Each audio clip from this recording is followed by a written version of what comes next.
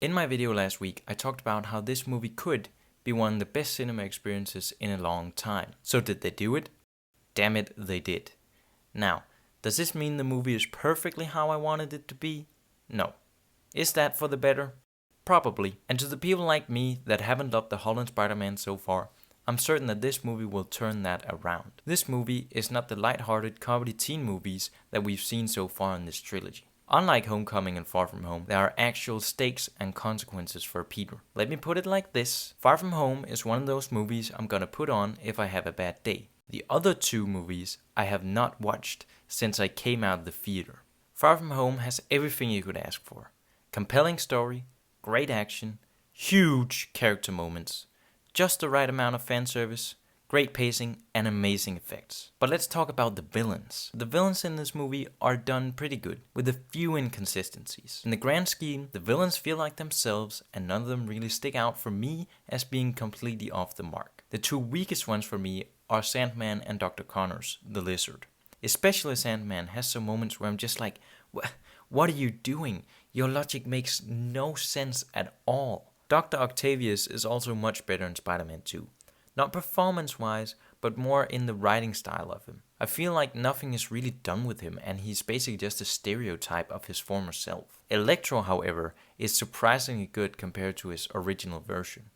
I would even say he gets fleshed out more in this movie and becomes a better villain in my book. They use him in a way that just ups the intensity in different parts of the movie, which works so well with this character. But Willem Dafoe really steals the show as both Green Goblin and Norman Osborn. He really is the central villain of the movie, and he really pushes Peter in a way we haven't seen before. And that's all I'm gonna say about that. One of my big concerns about the movie was the amount of blatant fan service we would get. I was fearing one-liners from the villains. You know how much I sacrificed? But other than a few exceptions, this isn't the case. There are some toe-crawling moments, but not enough to ruin the film. They also have some more subtle nods to the previous films that just work so much better. So fan service is not a huge problem with this movie, and this is the MCU.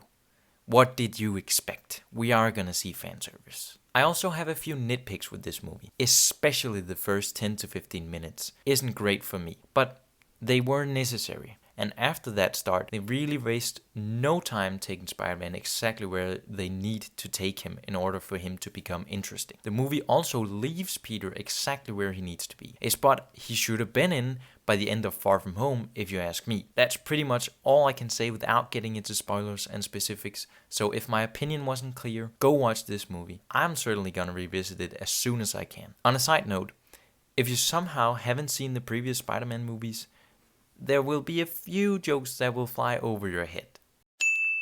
So, if you're that one person on Earth, go have a Spidey marathon with your friends before going into the feature. Actually, do that anyways. You won't regret it. Spider-Man, Spider-Man, does whatever a spider can. Spins a web any size, catches thieves just like flies. Look out!